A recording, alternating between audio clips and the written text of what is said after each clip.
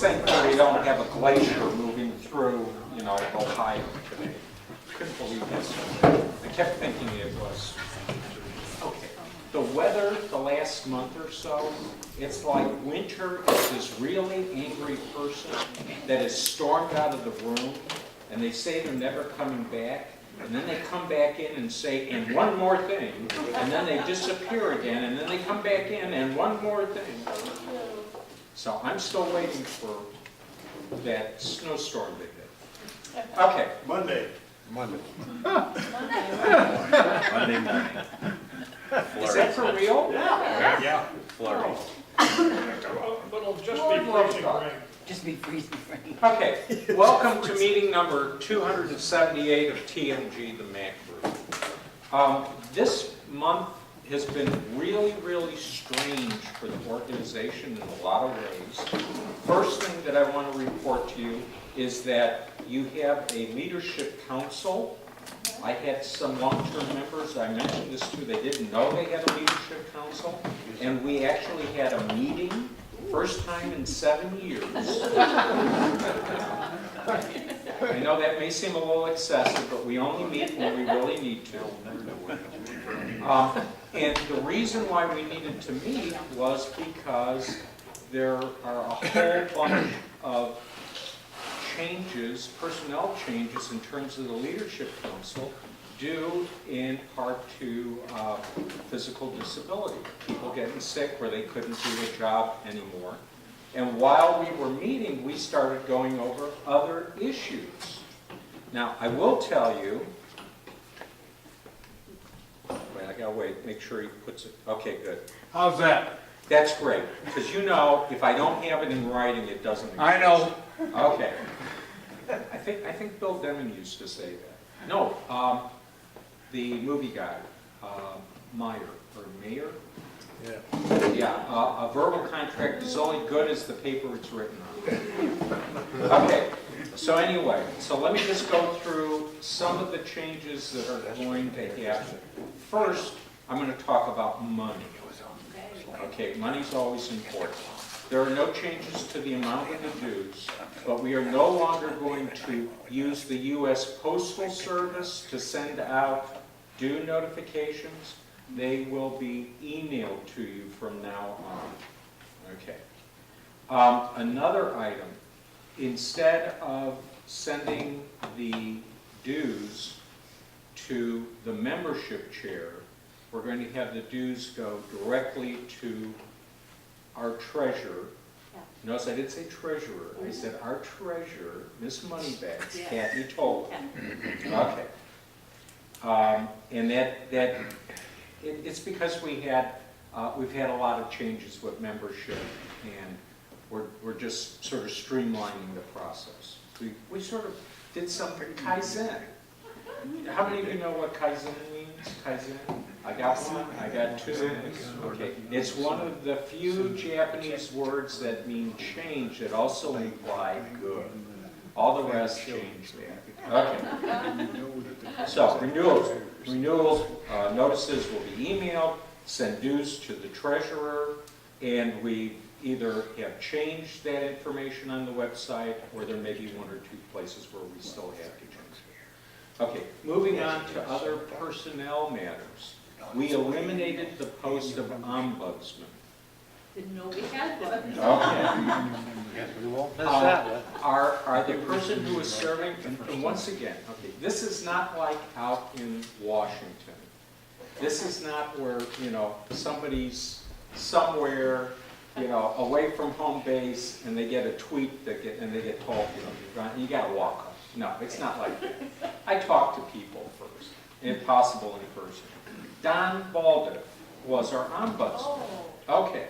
Now, Don Baldick, when I talked to him about it, he said, yeah, he was feeling guilty that he hasn't been to the meetings, but, okay, making the story very, very short. He got a buyout at the newspaper where they told him, we'll pay you for another year, but don't come in. He took a job with another news organization where he does pagination at night. He was just going to do it for that year. He got remarried, the new spouse sort of indicated that, having that money come in is a good thing. So where he was only going to do it for like 6 months, 8 months, he's like 3 years into it. Well, if you're up until 2 o'clock in the morning Friday night, it's kind of hard to get into the meeting at Saturday morning. So, no, I've met her. She's very nice. Very nice. She's another news. And we know all newspaper people are angels. Absolutely. Even the ones that have a touch of Irish. Okay, so anyway, Baldiff out, Okay, ombudsman eliminated, terminated with extreme prejudice. okay. Okay. So we wanted to have another person on the leadership council because other ideas and thoughts are good. And I've been really feeling that I don't think my presentation game is up to snuff. I'm feeling like I'm not coming up with the topics that you really need. Yeah, we felt that way too. for some Yeah. time. Because we're reality based. So I thought about the people who have done presentations who really seem to be up on the technology, or the ones where, when we're doing help desk, you can see their eyes sort of glisten. They go, I know the answer, but I don't want to, tell anybody. And so Rick Cartwright, who's in that, raise your hand, Rick. Okay. He is now going to be our director. What was the title? Director of Program Development. Why don't you bring the Director of Program Development. bring the webpage up. Okay. Bill, Yeah. bring the webpage up. Excuse me, 2 words, kitchen remodel, all right? Okay, once the kitchen remodel is done, I'll have attention for other things. Okay, moving right along. So that gives us, I think, somebody who's got a really, really good, strong technical background. Plus, he's recently retired, and it'll keep him out of the bars. Oh, yeah. So, okay, it's a win-win. And I'm thinking maybe we'll tag team. 1 month I do a presentation, 1 month he does. Maybe 1 month I'm the moderator, he's doing it. So, yeah, I think it's going to be good for us. And he's already said that he's like planning next year. Ooh. Yes, yes, thank you. All right, so we've got Rick Cartwright in. Now, over on membership, Mike is not able to do membership anymore. I always mess up. Mullenauer. I always mess up his last name. He's got some physical issues going on, and he's just not going to be able to do it. Our former membership chairman, Tom Kurtner, is in the hospital right now, and there was no how I was going to try and get him to come back. So we. Last month, I asked if there was anybody that was willing to step up. And Guillermo Real, raise your hand, Guillermo. He's going to take over membership chair, and he's going to do it his own particular way, which is good.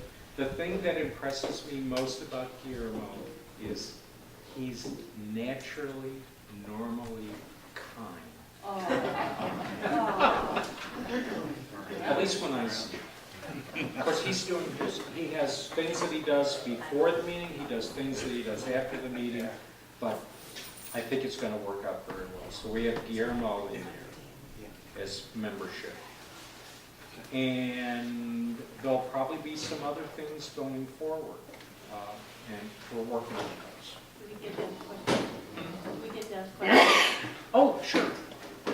Yes. Do you have your name badge on? Yes, you do. Okay, fine. I do, Yes. Okay. I do. The Facebook page, that's not supposed to be interactive with us putting stuff on and you, No, no, it's not. short answer. Okay. Yeah, because I didn't want to, I don't want it to be a really newsy kind of back and forth thing unless we Okay. want to do that. So, I mean, if you have something that you want to share with the whole group, You don't do can that. email it to me Oh, through the okay. ambassador. All right. Yeah. All right. Gossip Central. Your Gossip Central. I'm the I filler. think it was like except- our last except- meeting, and there was Yeah. something on how to make collages. Yes, and I saw was that. Oh, you did? Yeah. But you didn't do anything with it? No, I didn't post it. Okay, okay, So just so you know, yes, while our treasurer says she's Gossip Central, yes. she's more, it comes in, but it doesn't get Doesn't go out. repeated. Now, Oh. Bill, note this down. Somebody actually looked at the Facebook page. Okay. We have a TMG Dayton Facebook page, yes. It's part of the marketing effort that we Where do. does our information go? Yeah, where does it go? Yeah, yeah. Wherever, Like Pence. whoever has the most money. Now, Yes. I would remind you, 6 years ago, I told you the story about the man who was in Estonia and he sees this bus go by with an advertising wrap on it, and it's got a picture of his wife on it, Okay. and he, asked somebody, what was that ad, and it's for some divorce lawyer, and this is the happy woman after she, got rid of her, whatever the term is for the other partner that didn't meet or exceed expectations. And when he got home back to North America, and he asked his wife, have you been, how would your picture have ended up on this? It was her profile picture on Facebook, and that's called data scraping. So all of this stuff that the United States federal government is absolutely amazed that anyone would let data be collected. I was telling you about that years ago. Yeah, David. Okay. If you want me to go back even farther, after I sent my first email on ARPANET, I got an email back from an administrator who told me, you have no expectation of privacy on ARPANET, which later became the internet. And so that's how I always operate. Okay. Never post anything you don't want, that you would be uncomfortable with your grandmother, mother, spouse, or daughter, or granddaughter seeing. Yes, Okay. okay. Guys, we don't care, we just go, yeah, We- okay. okay. All right. Bill, Yes, sir. web page is up. Right here is where you get the Facebook. But we can't do any, what, Right, yeah, you right can't now. post to it, you can't post to it. Right. You can't say, gee, guys, you're doing Not a great correct. job. I haven't, it's not set up, so, Okay. Yeah. I don't wanna be on there all the time moderating it. Sure, If you put something up there and he doesn't yeah. agree He with it, doesn't and you like guys get going back and Right, forth. right, right. Okay. Welcome to my world when I was a BBS CISO. Yeah. Well, I'm gonna change my position to a paid position.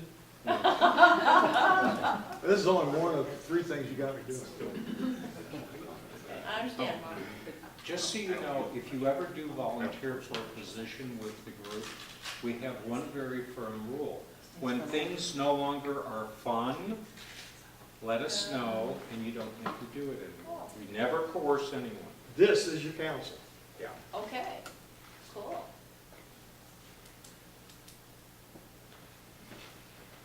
Understand? Done.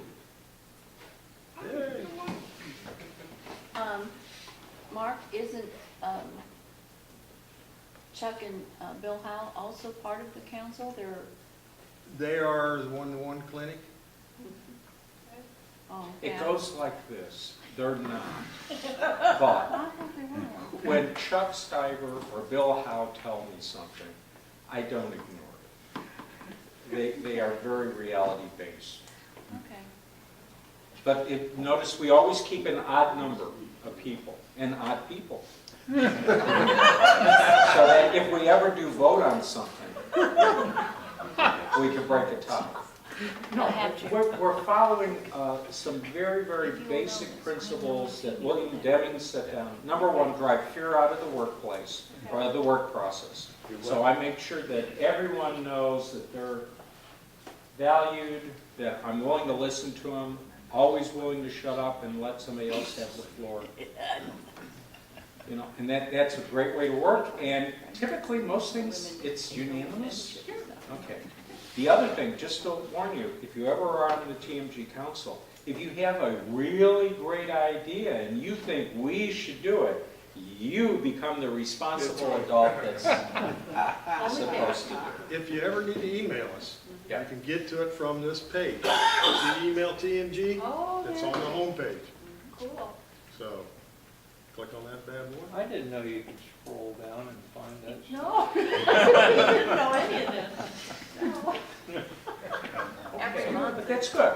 It's good we're doing Next this. month's Yeah. presentation will be on the Meanwhile, I'm looking at some faces and I see Dick is sitting, Dick's going, I knew all this stuff. What are these people doing?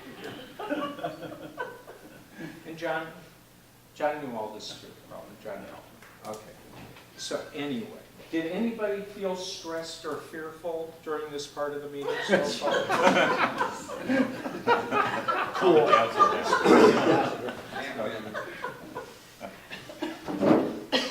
So anyway, I have one last thing to say before I open it up to the floor and we continue on with the rest of the normal agenda, and that is just, thank you. Thank you. I've been doing this for quite a few years. I think many of you have sort of caught on that I'm not really a computer guy, but more teacher. And it's really tough being a teacher if you have no one in the class, if you're just standing there with the blackboard up in the desk up at the front and there's nobody else out there. And thank you for that, and believe it or not, I learned a lot here too. So I thank you for that also.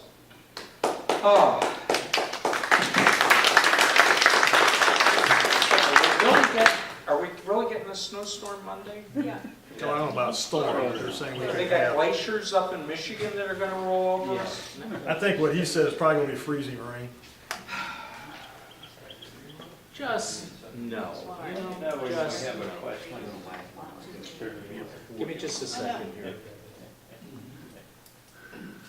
I want to get the,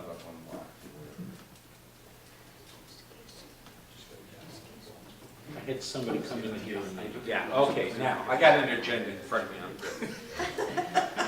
There was a lady that I worked with at the Dayton Daily News, and one day I said to her, I hope, we started discussing about hell and eternal damnation and torment. And she looked at me and she said, hell is a meeting with no agenda that never ends. Okay. So with that said, I don't want this to be a hell. So let's go on to news. As you probably noticed, there's been a series of new releases from Apple of operating systems. So we're now up to iOS 11.3, which does some good things in terms of energy management, and there's also some security stuff in that. There were security updates for El Capitan, for Sierra, and for High Sierra. With High Sierra, I will warn you that I've seen quite a few reports on Reddit that the latest 11.13 point, help me out here, Sean. 1013.4.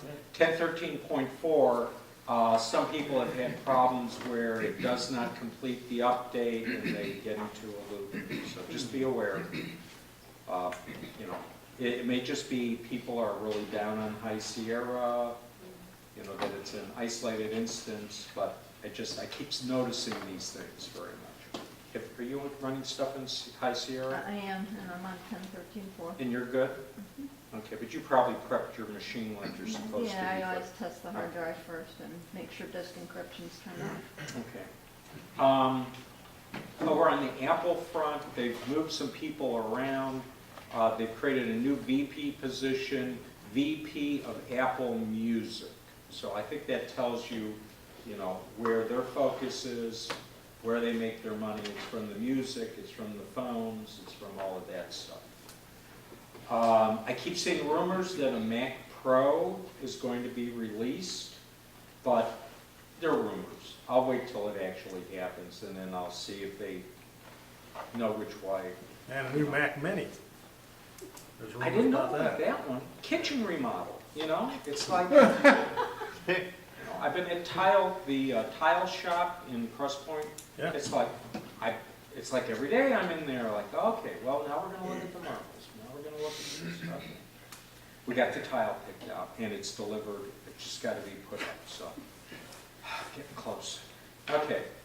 Can anyone else think of any other news items that they need to share? If Yes. they're running the latest operating system, I think it was as of yesterday, if you start an application, which is 32-bit, you're gonna get a little pop-up that comes up, it's gonna warn you, it's gonna say, hey, this is not gonna be supported coming down the road. You know, only 64-bit apps are gonna be running. And I think is it June that they're gonna do a changeover? June of 2018, yeah. Yeah. Is there a quick and easy way to know if it's 32 or, If you click on the application okay, and you hold down your command key, which is also used to be called the Apple key, and you do a letter I for get info, okay.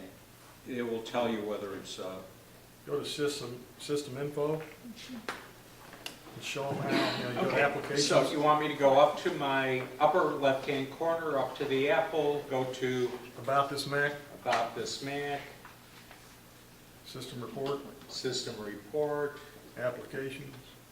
okay, scroll on down to Software, Applications, it Now, generates a report. It's gonna take a couple of minutes, because it's gonna take a couple Oh, of minutes. yeah, but it'll tell you which are 32-bit, which are 64-bit.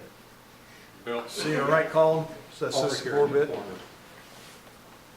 We just- Then what do you do if you find something you really, really like? Your SOL. Well, no. You could go to Windows 10 and see if they have the same program over on the Microsoft side. Or you could go to Linux, or you could just say, hey, I'm lazy, I'm not going to update, I'm going to go back to Sierra and not go to High Sierra. And just run Sierra for 3 years or so. Too late. Okay, well, you can rip back. Yes? I wanted to say, I finished using TurboTax, and I noticed at the end, they said, you know, they're gonna do away with supporting LCAP 10 next year, just for information. Yep. Yep. So it'll have to be Sierra next year Okay, if but- you're running below, you know. Remember what that means, though. It means just that they're not going to be doing security updates Yes, to it. that's true. The method, or let's say the line in the sand that I draw Yeah. is, does Firefox support that operating system? Oh, okay. Does Google support it? As long as I've got a current web browser that's secure where I can do web stuff, I'm fine with the operating Okay. system. Yes, Mr. Wharton?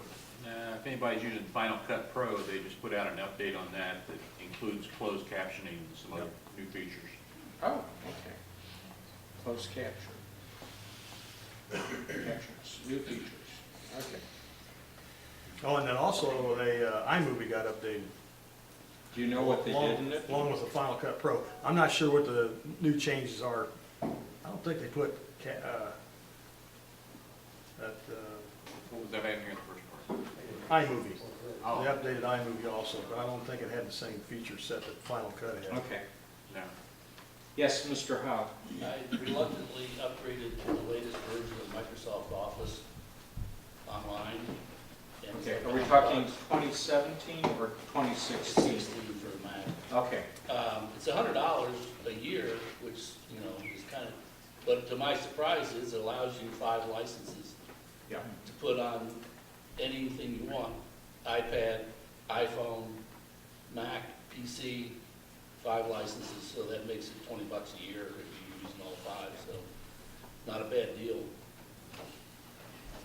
And did you create your Microsoft ID? Yeah. So you have one more thing to keep track of? Okay. Anybody else going once, going twice? My 11. So. Does anybody use QuickTime 7? Occasionally. Yeah, did you see what's gonna happen? That it's not gonna be supported anymore? Yeah, it's really weird. When you go to upgrade in the past, there used to be a checkbox to check install QuickTime 7. Mhm. And if you don't do that, then you're past, you can't go find it somewhere. Well, I guess it's 32-bit, and they're not gonna update it, so Yeah, it's gonna go away. that's And too I bad. hate that, 'cause Anybody else? It's a movie video. Once, player. twice. Okay, let's move on to, It's very basic. let me just stop for a second. So this is the fully propagated list of applications that are on this particular laptop. This column here, at the top it says 64-bit, and these are no. So these are all programs that would not be supported on High Sierra after June 2018.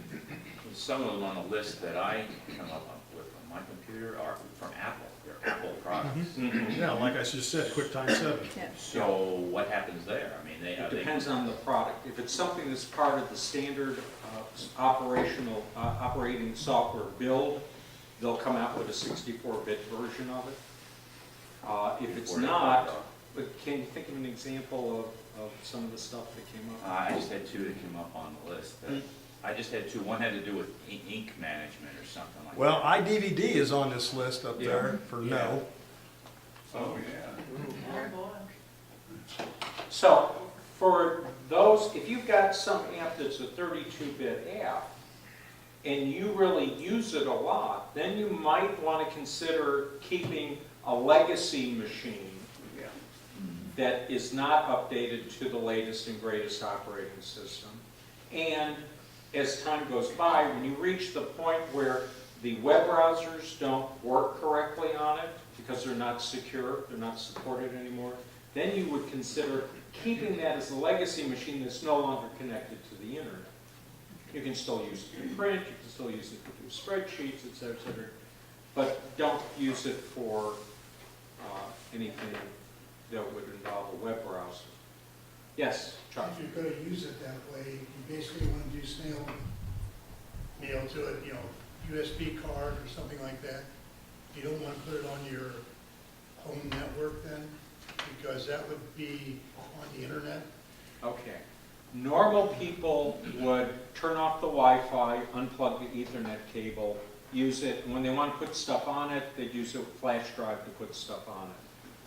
People like me set up another whole network, which is just legacy equipment.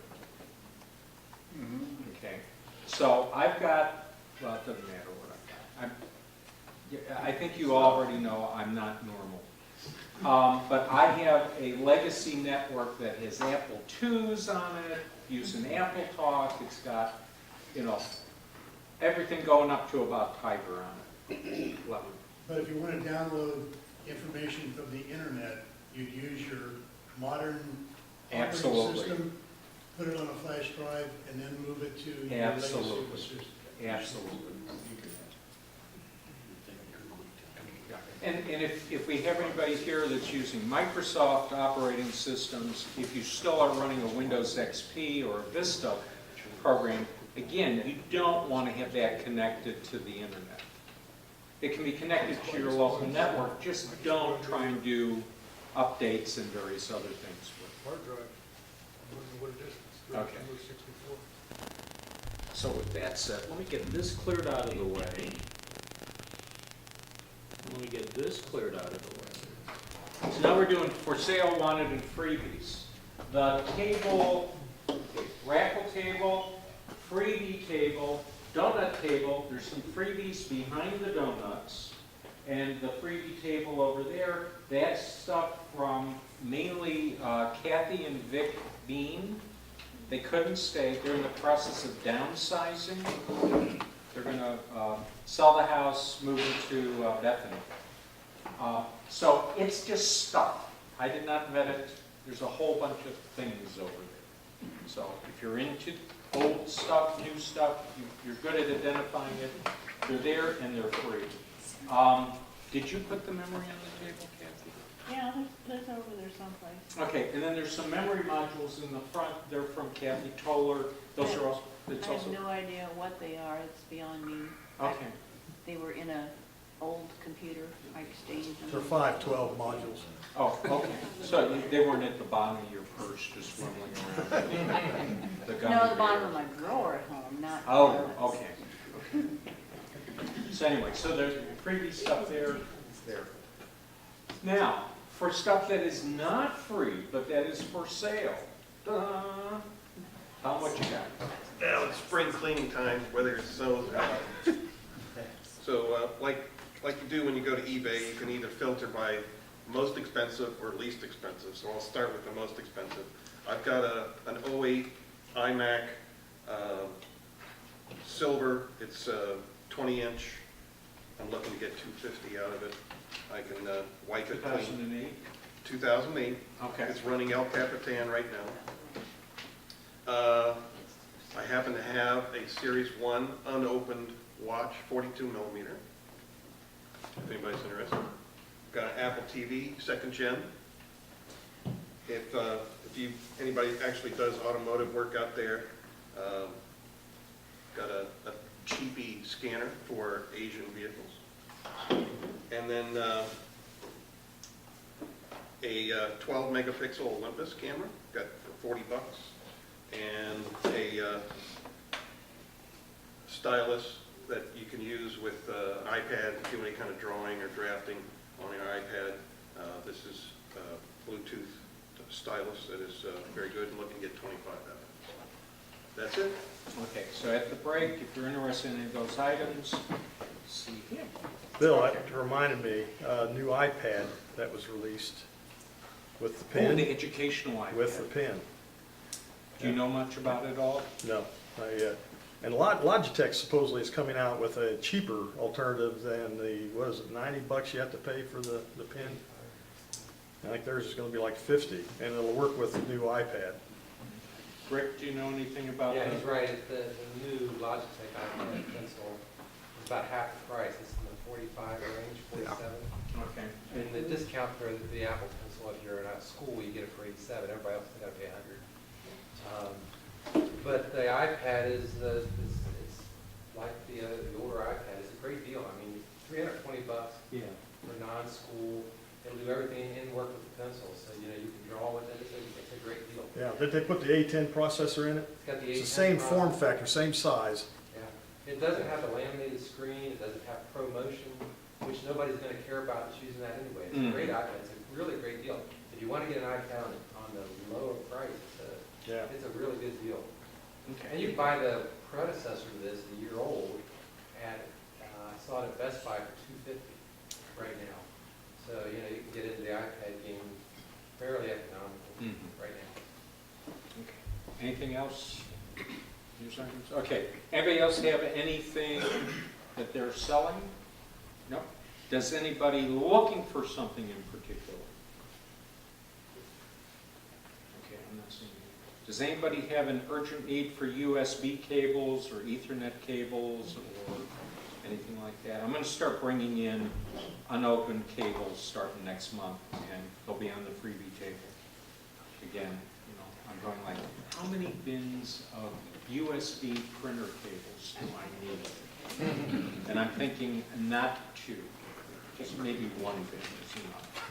Okay, so with that said, let's go on to help desk. Has anybody had problems this month? I'm looking for anyone. We'll go to Dick. I have a comment and a question. Yes, sir. I did have a good experience going. Is this going to be a two-part? Pardon? Is this going to be a two-part question? No. Okay. I went to experiment in Austin, Miami, at my late 2009 iMac. I upgraded some, and they did a great job. They took it in at 10 o'clock in the morning, had it back out at 8 o'clock, or 10 o'clock, 3 o'clock in the afternoon. So I think they did a good job. What'd you have done? Well, I had some more memory put in, and put a solid state disk in. This was in what model? Pardon me? A MacBook, an iMac? What- No, iMac 21, late 2009, and upgraded to Sierra, and they migrated all the files I had over there, so that worked out pretty well. And which vendor were you using? It was Experiment, the folks down at Austin Lane. So did you have the hard drive taken out and an SSD put in? Or Yes. did you have an SSD put in addition? No. Okay. She asked me how much it cost. It cost me about $300. I'm sorry, how much? $300. For all that work? Yes. Wow. Good deal. And What size SSD, do you know? I didn't need, I had a 130, 120, 130 put in. I didn't need any more than that for what I was doing, to be honest with you. So, that cut the costs down. Yeah. Yeah. Just for the record, both DNA, which is over in Kettering, near Christopher's Restaurant, and Experamac, and the folks that are up at the Green, I'm having a senior moment, I don't remember their names. None of them use used parts for this. It's all new memory, new hard drives. So it's not like a former operation that was in Riverside, where they were reusing used parts. So they do, all three operations do quality work. Yes, you had another. Second part. Okay. I just have a question about downloads. Okay. Downloads, when you download something, it goes to the doc folder, also goes to the Finder in its own folder there. Same place. So they accumulate over time. Okay. So what's a good thing to think about there? Should they be sent to trash every once in a while? Or? First thing, you think it's going to two places. It's not. It's only going to one place. The download folder that's in your dock is a signpost, if you will. It's pointing to the actual download folder. So it's not bringing it in twice and putting it, bringing it in once and putting it in two places. It's only in one place, and that dock is that little signpost pointing you to where that stuff is. So if you click on it, it's like the game of Clue. You went in the kitchen and you came out in the conservatory. Well, it's a secret passage that takes you to that download folder. Okay, next thing. I think this is where you were going. When I clean up someone's computer, the first place I look is the download folder. Because we download it and we do whatever we're going to do with it, and then we just let it sit there. It's sort of like when the mail comes into my, U.S. Postal Service mail comes into my house, it gets put on that buffet break front that's in the front hall, and sometimes it gets processed, but it's still on the break front in the front hall, and then you end up with piles of papers. And it's bad. It's bad, because you're creating clutter. And you end up processing this stuff twice. You go into the downloads folder, you're like, okay, what is this stuff? I gotta look at it. Oh, pictures of penguins. Okay. Pictures of, bunny rabbits. Little girl with the fawn. Okay, great. But we never throw them away. They're still there. So the download folder is clutter central on your Mac.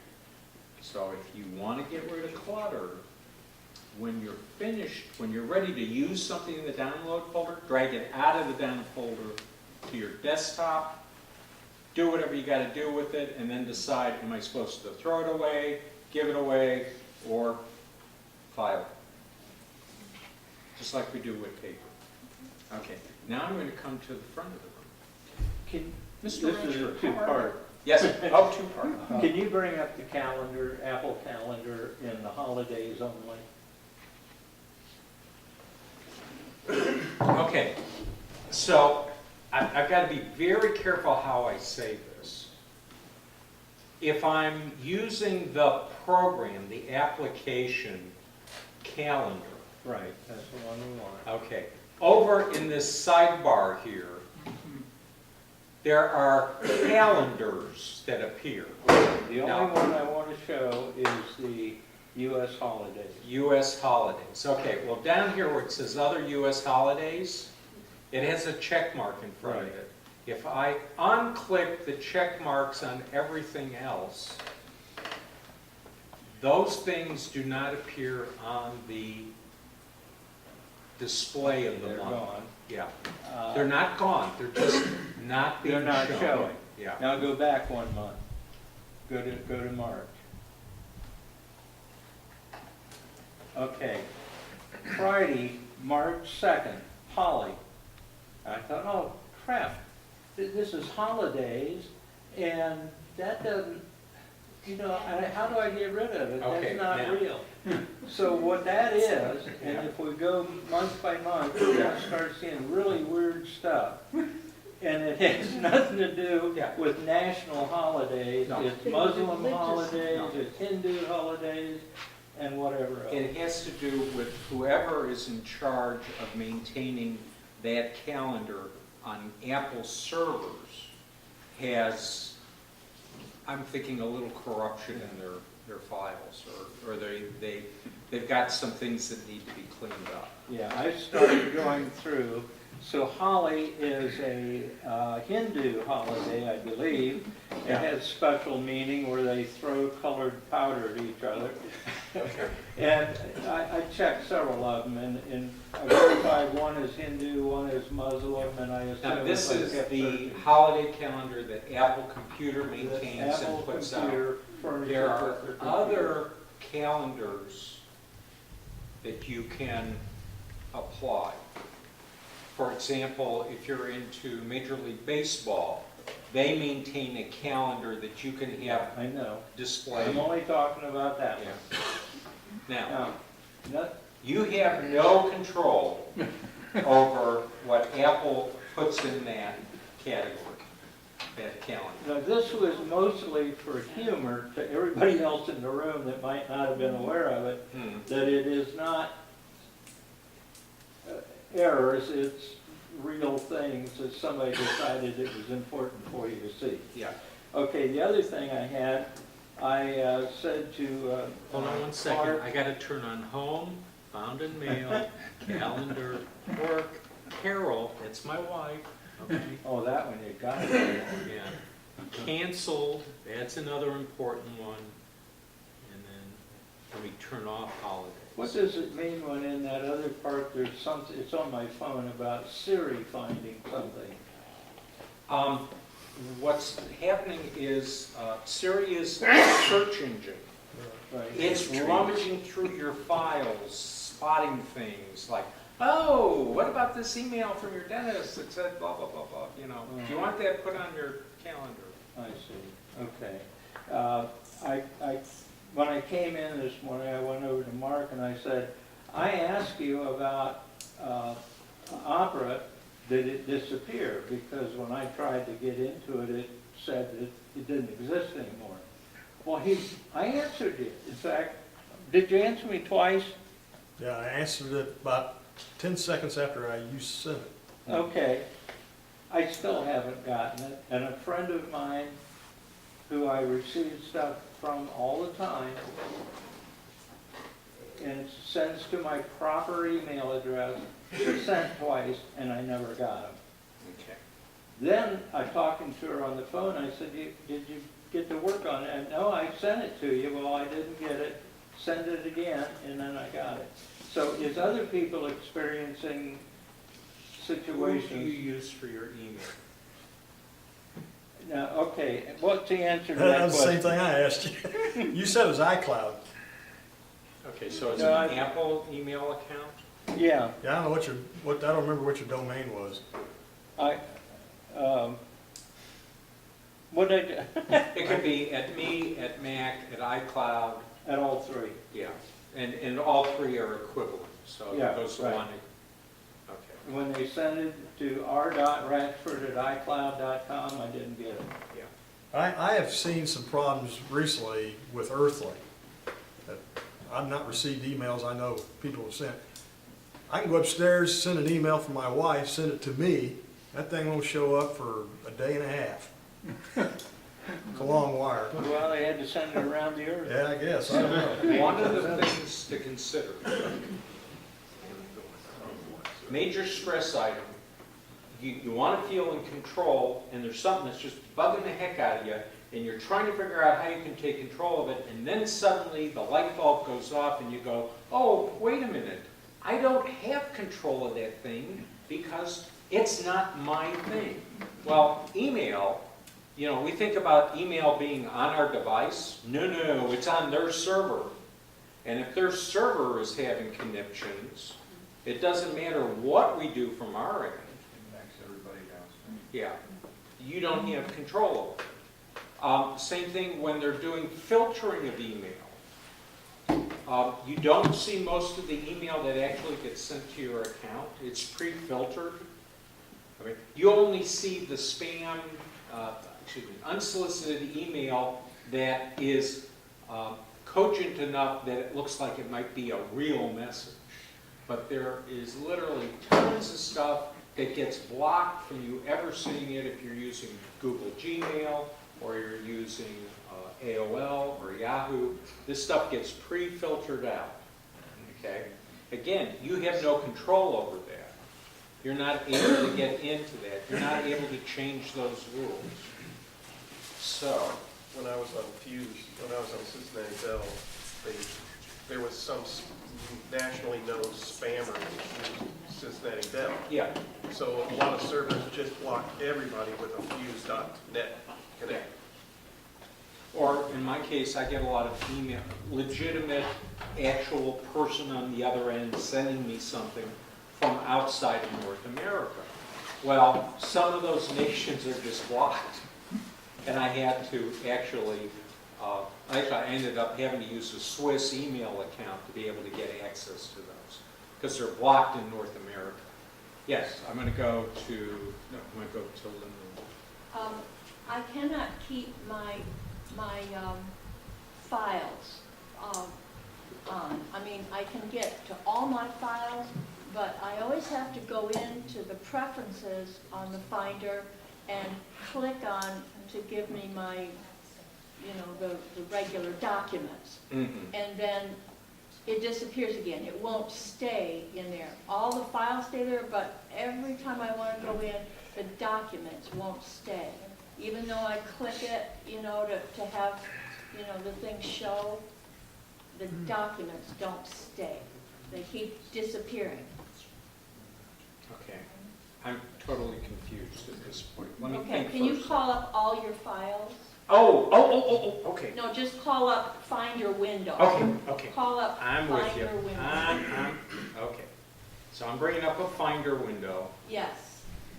Now, let me make this so it's big. Yeah. You'll notice in my sidebar, I do Yeah. not have all my files. But you have documents? I got documents, Okay. I got downloads, I got Right. movies, I got stuff that normal people All right. wouldn't have. All right, so I go into preferences. Okay, and I'm doing that. And then I say, and I click on Sidebar. documents. And you say have in it here, clicked turn on. those on. Yes, and then it doesn't stay. Okay. Okay. That's usually a symptom of a corrupted P-list. Oh my God, that sounds terrible. They used to call them preference files. Okay. Okay. They used to call them preference files, now they're called P-lists. Okay. So what happens is, you're making changes, you're telling the Finder program to make those. When it goes to save that stuff in the preference file is bonkers.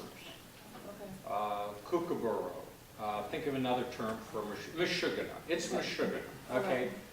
And it's not retaining that change that you made, because somehow, some way it got corrupted.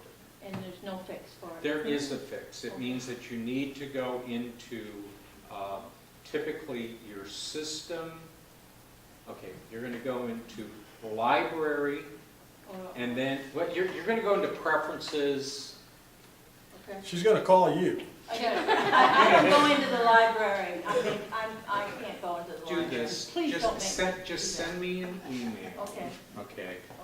okay. Just mentioning this, because I want to make sure that I'm giving you correct information. If I'm thinking correctly, the Finder preferences are kept in the library folder, not library inside systems, but just library at the root of the hard drive, not library that's in a user folder.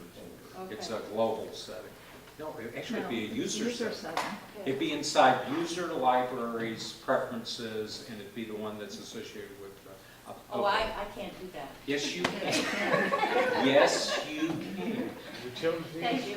Yes, you can.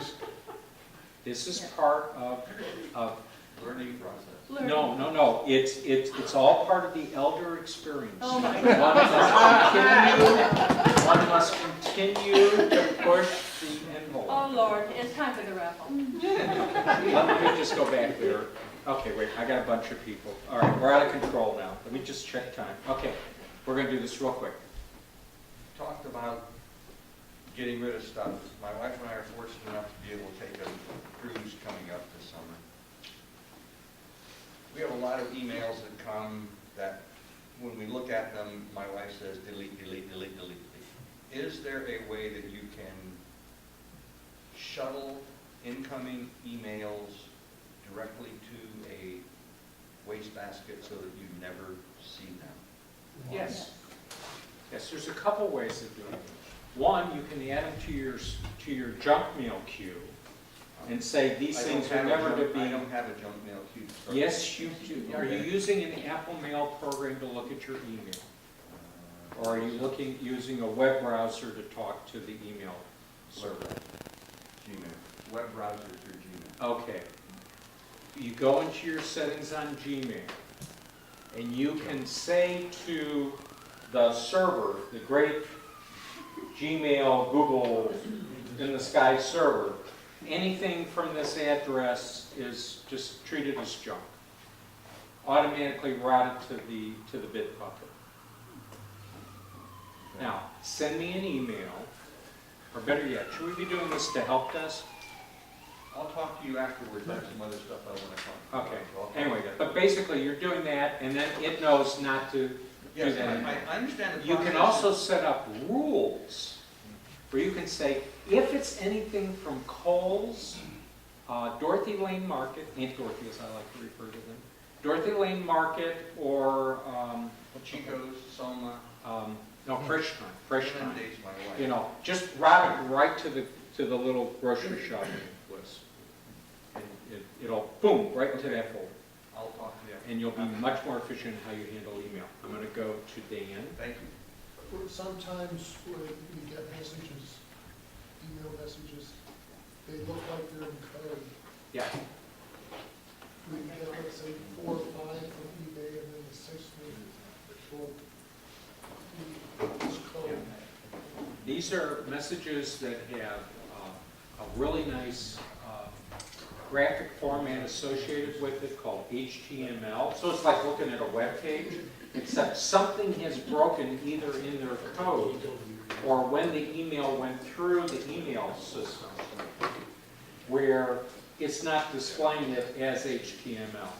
It's not displaying it as a nice page with graphics inside. You're seeing the actual code that describes it.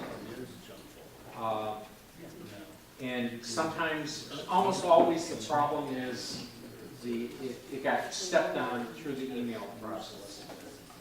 Very seldom is it the receiving computer.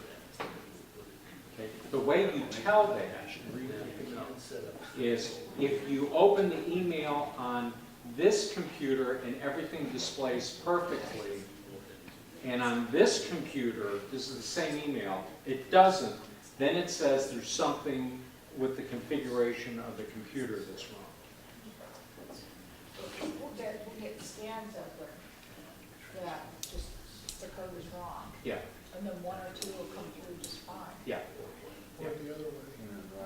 So again, is it, they always show up okay on your laptop, but they show up as gobbledygook code on Dan's?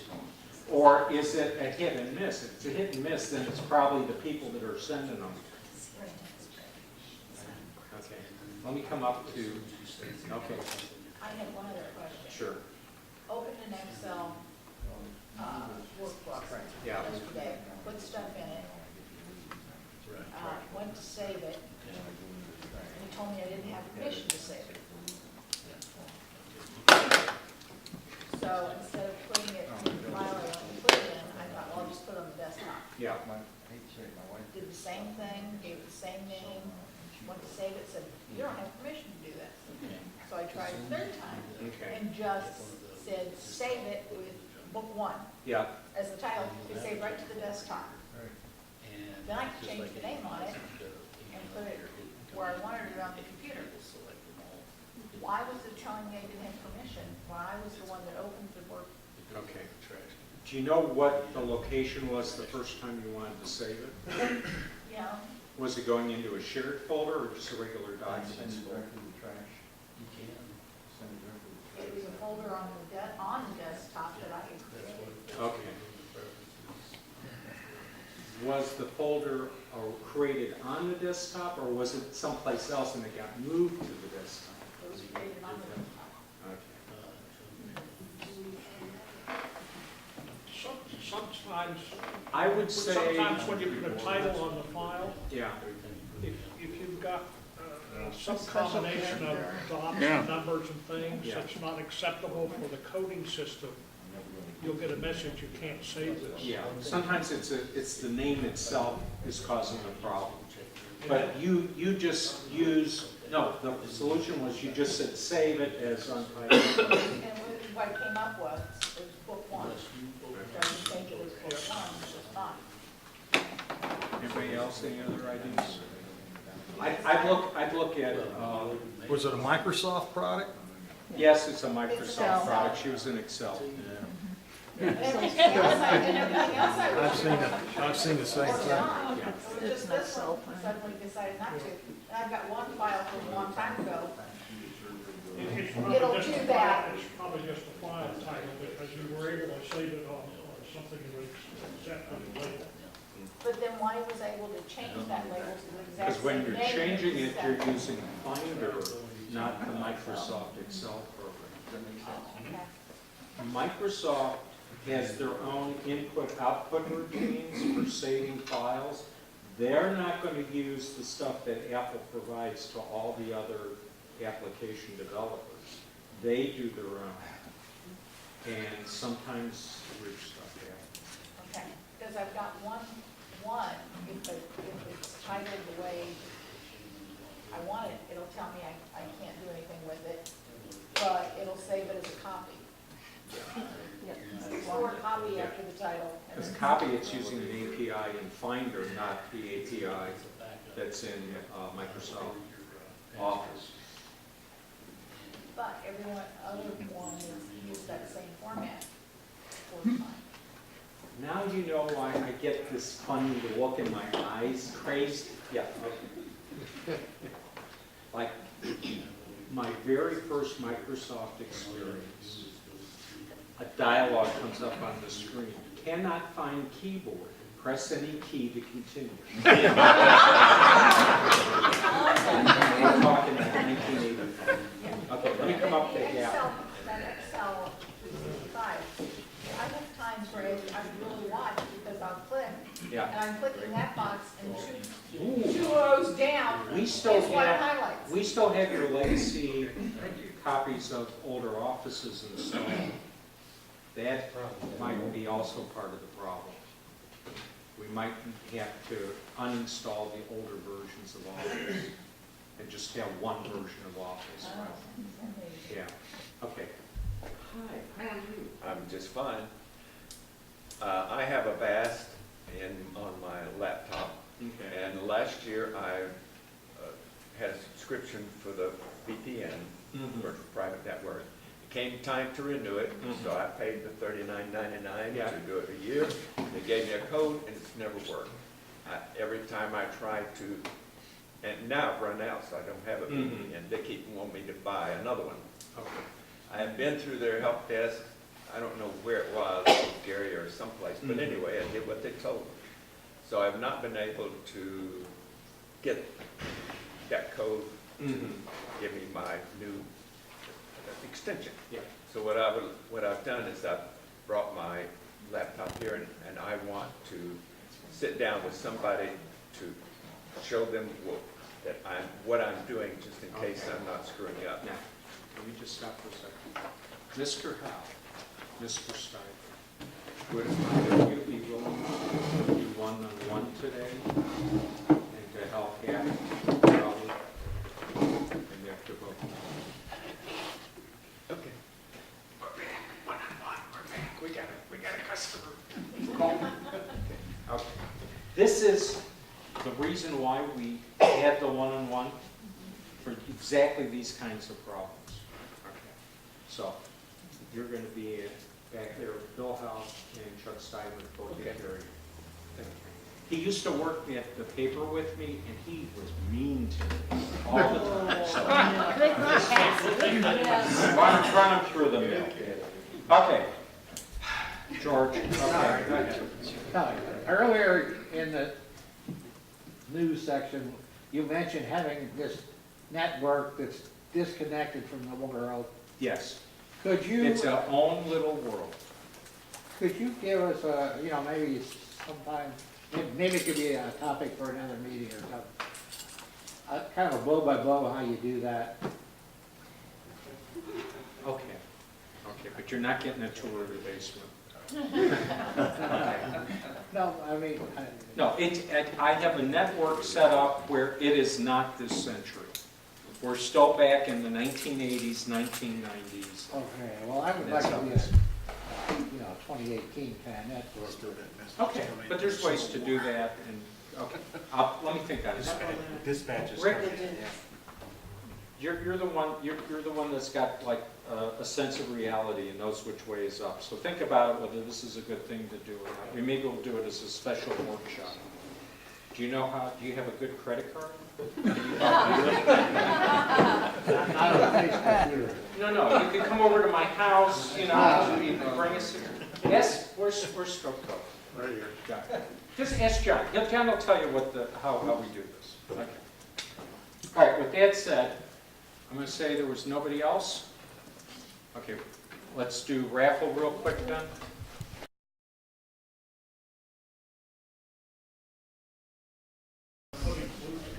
Home Wi-Fi mesh systems. And I'd ask that you turn off your cell phones and all that. That's fine. No phone. Okay, so what are we going to cover? The problem with single Wi-Fi routers. What are mesh Wi-Fi systems? Mesh Wi-Fi systems and Wi-Fi extenders. What's the difference between them? What to look for when buying a mesh Wi-Fi system, and best of breed choices. Is Phyllis Parker here today? Phyllis, I am channeling your idea about don't show them stuff I wouldn't have by myself. Okay, so that's what a best of breed is. Wi-Fi. Okay, moving right along. Now, before I say anything else, the question that people always have, do I have to upgrade to mesh? Do I have to upgrade this? The answer is no, not unless you're having a problem. Mesh Wi-Fi systems were designed to solve a specific problem with single Wi-Fi router installations. Okay, so what is that problem?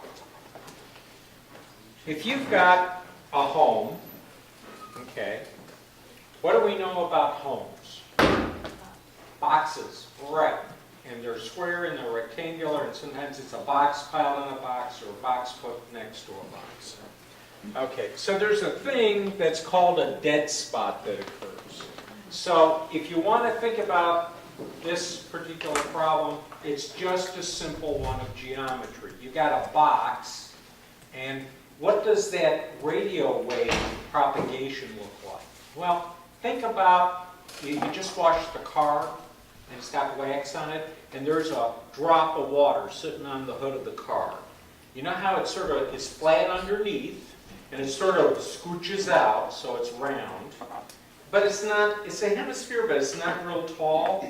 That's what the propagation of a Wi-Fi router looks like in terms of good signal strength. It's like a raindrop. So it's round. So we're trying to put round things in square boxes, and we're finding out that stuff doesn't get covered.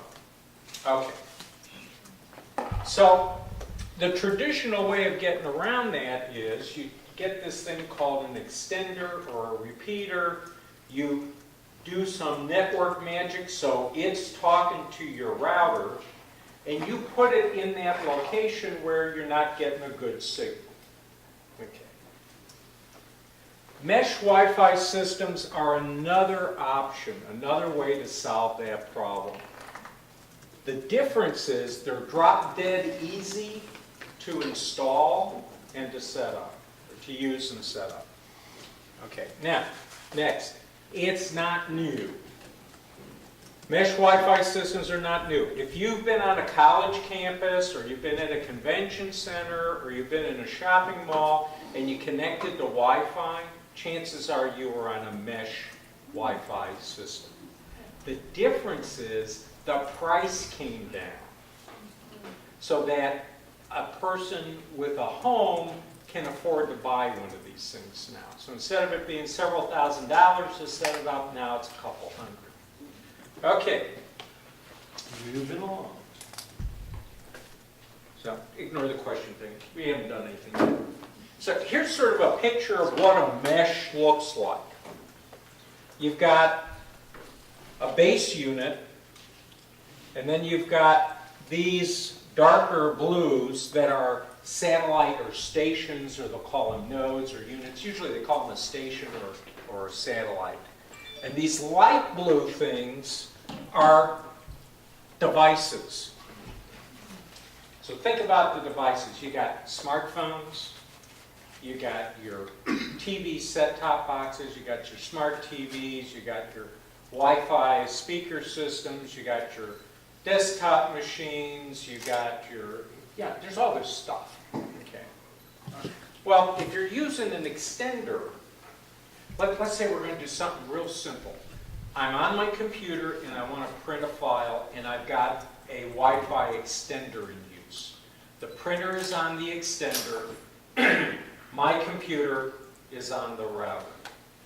For me to send a print job, it's got to go back to the router, out to the extender, talk to the printer, and then it's got to come back and say, yeah, the printer's there, the printer's ready, and here. So even though extenders solve the dead space problem, they're slower. They're slower. With a mesh system, let's say that's the printer. And let's say this is my desktop. My desktop talks to the satellite that it's on. The satellite goes, hey, wait a minute. That other satellite's got the printer, so it'll talk directly to the other satellite. So it's faster. The other advantage that you get is, let's say you're walking with your laptop from upstairs to downstairs to the patio. Well, in a mesh system, these satellites are going like, hey, she's on the move, she's got her laptop, I'm providing the signal to her right now. Hey, we're starting to get a little bit weak. What's your signal strength to her laptop from over there? Oh, hey, it's more than mine. Okay, switch her over. So you have this continuous flow. You're moving through this big space, and they're transferring you off as you get to another part of the house. Is this similar to like what, cell phones? You know, if you're going down the interstate? Cell phone, the original mesh. Mesh. Okay. And by the way, mesh is not a 4-letter acronym. It just means like a mesh or a screen. It has nothing to do with, some strange acronym that they've created. Okay, so this is where I repeat what I just said, but I do it a little different. What are mesh Wi-Fi systems? It's a system that contains multiple devices. So if you're buying a mesh router, when you open the box, you go, oh, wait a minute, I got this router, and there's this other thing. Sometimes there'll be 2 or 3 other things in there with it. So you're buying a system that talks to each other. And those routers coordinate to completely cover a home with Wi-Fi. And again, those devices are called satellites or stations. EERO, E-E-R-O, was the first company to develop and release a home mesh Wi-Fi system. So they figured out some way of using a particular component that was a low-cost component to do this stuff. And they got in there and started to really sell a lot of units. And people were going like, woohoo, this is really good stuff. So what's the next thing that happens if you're a small guy and you just came up with a great idea? Boom! Other prominent technology brands such as D-Link, Google, Linksys, Netgear were quick to add their own mesh Wi-Fi systems to the marketplace. Now, anecdotal, this may not be true, but this is what I was told by someone at Apple. One of the reasons why they sort of killed their network section was they didn't want to put the money into developing mesh systems to replace the airports. The Apple Airport Extreme and the time capsule on the Airport Express. They just didn't want to, they felt they had better uses of their research. Okay.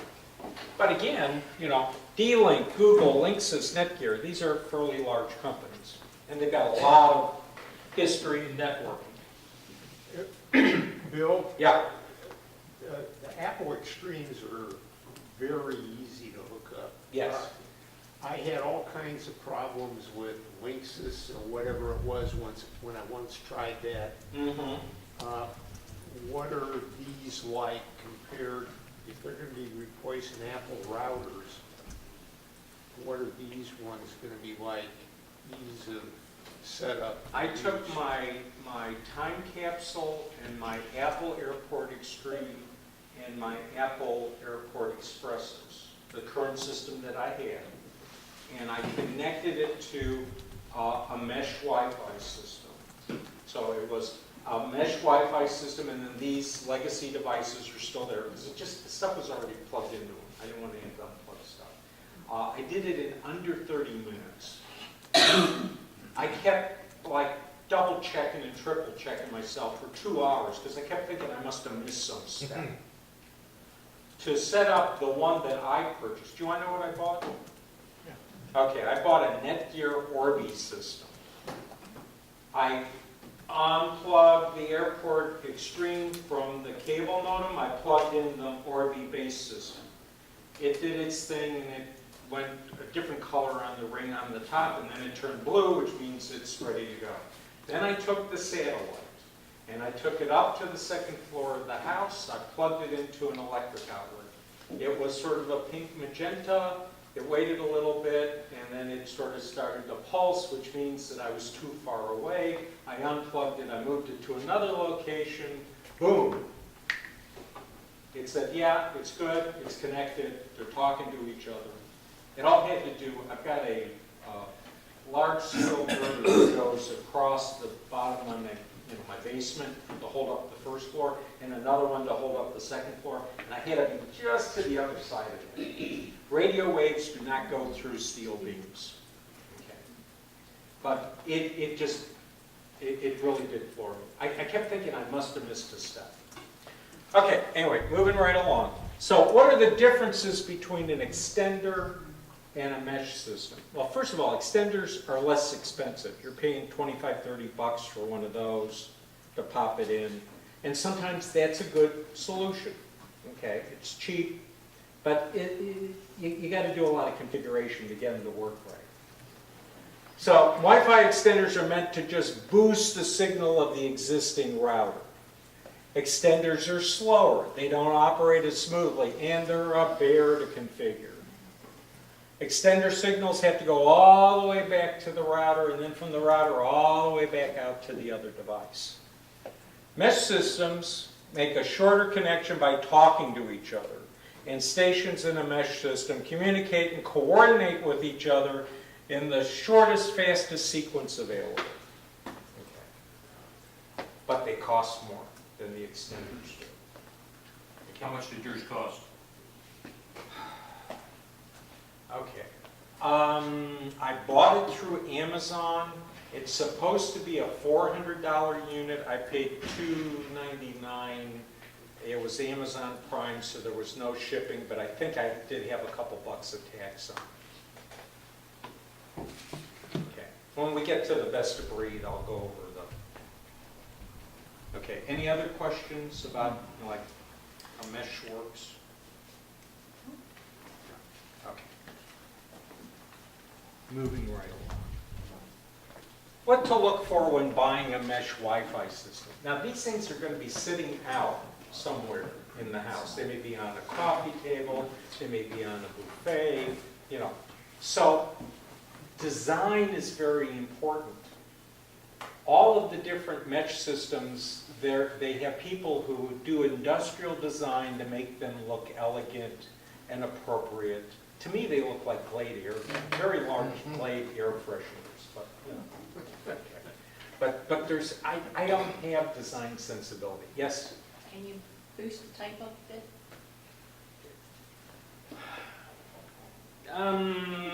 No, not really. How about I just go over the basics real quick? Aesthetics. So one of the things to worry about aesthetics, all the different designs out there have slightly different, so you'll find something that meets your aesthetic. Speed, the thing to be aware of is that they're doing 802.11 AC, almost all of them, but they will work with N devices. But if you've got one that's N is slower than AC.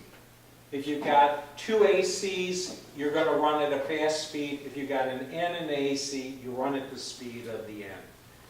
Or to put it more simply, you run, your network speed is going to be at the speed of the slowest device. So typically, when people are buying these, they're buying it to replace what they had, not to extend what they have. Okay, and it just makes more sense. You know. Underneath that, ease of use, and again, most of these, they've got, you know, a smartphone app that you use to set them up. None of this, you know, 192.168.0.111 web browser. Okay, now I got my web interface. I'm talking to the little web server on the router. Oh, what does QoS mean? Hey, what does DDoS mean? I don't know what all this stuff means. Okay, you don't get that. You don't get that. You'll get an app and it says, okay, this is your base station. This is your satellite. They're talking to each other, yes or no. What things are on your network? They're just drop dead simple to set up. Are they secure connections? Yes. Yes. And it just blows me away. It's more secure than some of the stuff I used to do with older routers with Wi-Fi. Or I do bridging. How far could one of these stations be? Suppose I About want- 50 feet away. Okay. Not out in the barn then? No. Typically, well, how far is the barn? 200 or 300 feet. 2 or 3. Typically, if you're doing 200 or 300 feet, you're going to be doing a large-scale antenna on both ends, and you do what's called an Ethernet bridge. Okay, it's not that big of a deal to set up. It used to be easier when Radio Shack was still in town because you could buy the antennas at Radio Shack and then hook them onto them. So are there The manufacturers? other thing you might consider, though, is this an occasional use out in the barn, or did you get relegated to the barn? No, I still live in the house. No. I meant, but it's an occasional thing? Yeah. Okay. You might consider one of these MiFi sticks that you plug into the laptop, and it then gets its internet connection via cellular. Okay.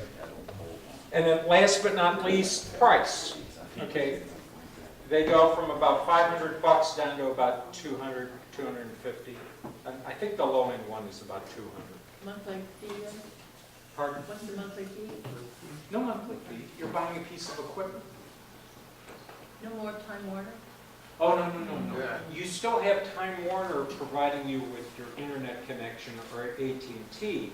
This is when it's in the house, how you're getting your Wi-Fi signal to the various places in the house. So you're coming in with a coax cable, you're coming in with your internet. It goes to what's called a cable modem. These would plug in and attach to the cable modem, and then they via Wi-Fi, radio waves, allow you to connect to the internet. Or, if you're near one of the stations, you can just use an Ethernet cord to plug in your device into the base of the station. So I have one of my stations in my upstairs office, and I've got 4 different computers plugged into it. So they're theoretically not doing Wi-Fi, talking to the satellite. They're using an Ethernet cable to talk to the satellite. Does the system normally come with just one satellite or are there multiple satellites? Depends on the manufacturer. Orbi, the one from Netgear, comes with one satellite. Google Wi-Fi, I believe, comes with two. EERO, Guillermo, you have one of those. Yeah. Did it come with 3 satellites or 2? Two Two, but they satellites. sell them for 3 or 4. The ASUS system comes with 3. But again, remember, an Orbi with one satellite is supposed to cover 5,000 square feet of floor. So I went industrial with the one I bought.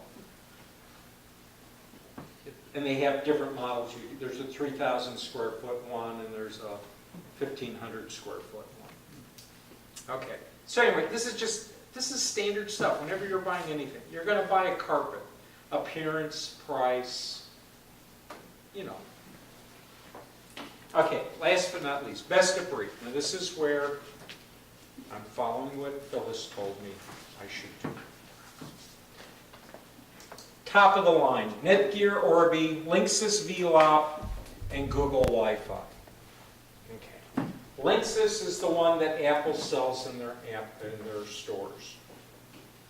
Orbi is the one that had the highest ratings on Small Network Builder and gave me the best bang for the buck. Okay. Google Wi-Fi, it's Google Wi-Fi. I mean, these guys know Wi-Fi inside out. It's a good, moderate price, highly secure system. All of these will work with Internet of Things boxes, the Alexas and the other, but it'll be a cold day in hell when I put that in my house. Right. So are you judging the best of breed by consistency of signal across a specific area, or what's criteria? Design, their ease of use, coverage, reliability. Those 3 bad boys at the top have got it all. There's some difference in terms of price, but see, you know, you go onto Amazon, and this one will be slightly lower, this one will be slightly higher.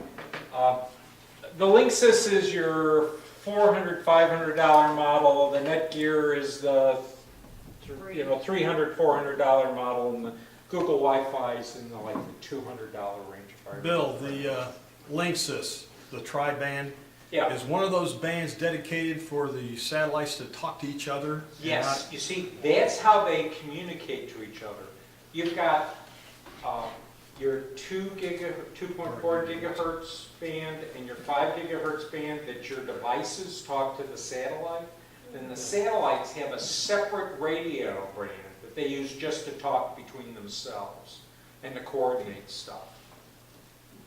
That's why the ones that they've had in the past that were doing NEMO and all these other various things, those are acronyms, would slow down, because if you had one person that was really pounding the hell out of the network, downloading a lot of stuff, it would cause everybody else to slow up. The rest of the pack, Securify, Amen 3 system, Ubiquiti, Amplifier HD, Ally Plus, Eero, Luma, Asus Lyra, and Trenda. Part of the package that you get emailed to you are 2 review articles, the best 5 mesh Wi-Fi systems, best 10 Wi-Fi systems, and they go into all the stuff about these. You know, it's like you're looking at Consumer Reports, you know, price, best feature, pros, cons, all that good stuff that I don't do very well. Does anybody make an extender that could be placed outside that is weatherproof? Oh, sure. There's all sorts of.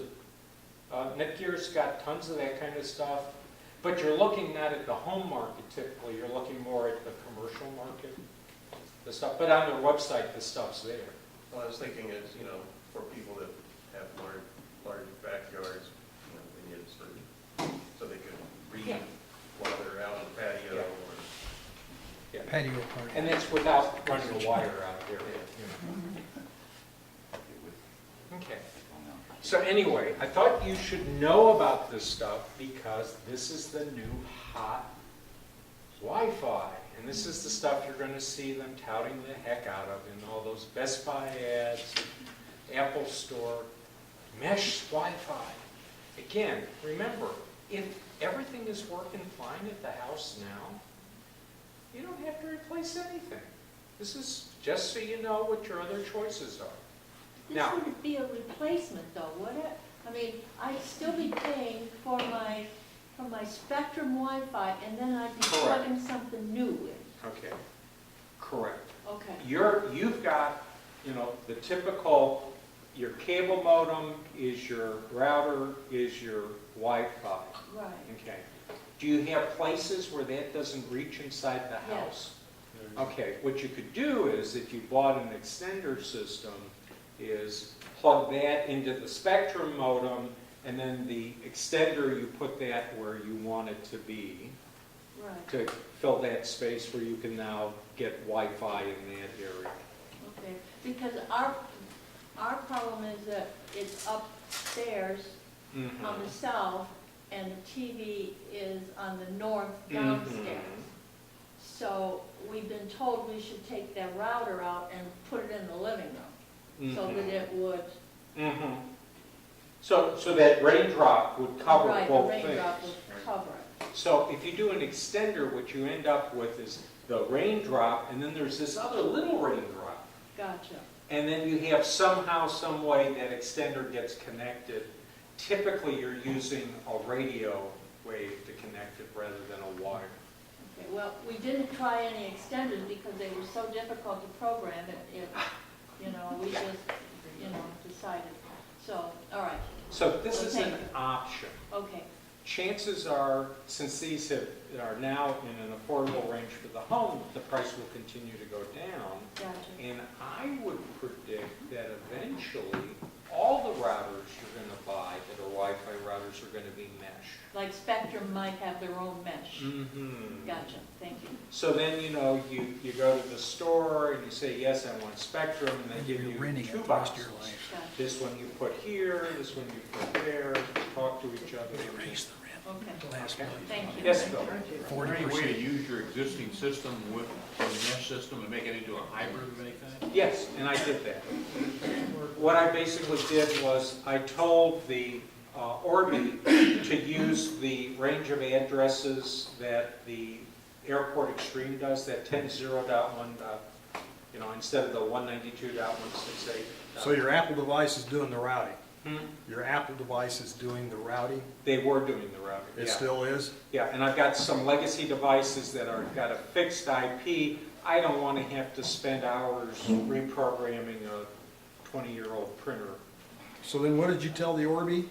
What I did was, I told the Orbi that it should be working with a range of IP addresses the same as the Airport Extreme. I put my Airport Extreme into bridge mode, plugged it into the Orbi, and then the time capsule is talking to the Airport Extreme. So, yeah, you can do it where you've got a hybrid system. Now, was the Orbi talking to the Airport Extreme over Ethernet? Yes. I want a wired solution. I try to keep my backbone of my networks wired as much as possible. Okay.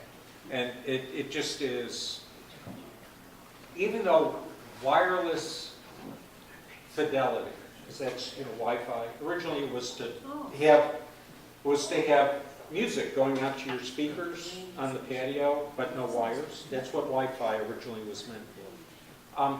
It is a very, very robust and durable technology, but, you know, you get weirdnesses, like, okay, you got a water tank that's here.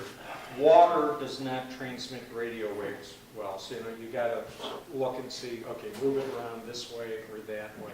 Or someone may have a house that's built with metal studs. So, how many of you have been in a forest in Germany? Okay. The trees are like planted in particular rows. So if you look this way, you can see 30 kilometers. If I move my gaze a little bit, it's like I'm looking through a Roman shade. You know, I've got all these trees that then block the view.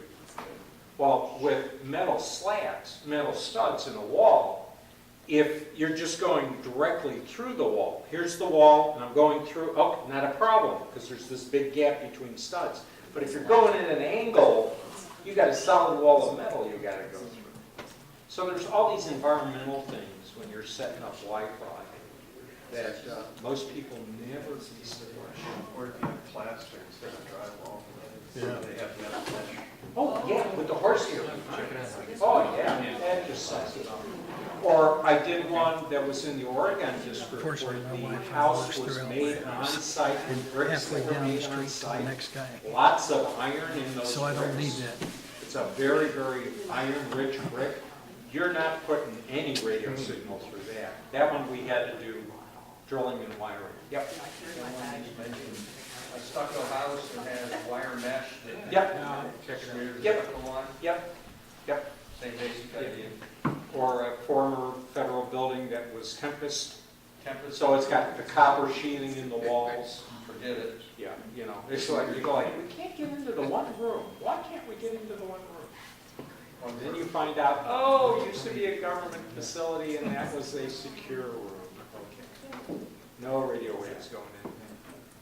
Okay, so the whole purpose today was to introduce you to a new technology and to let you know that you don't have to necessarily move to it as long as you don't have problems.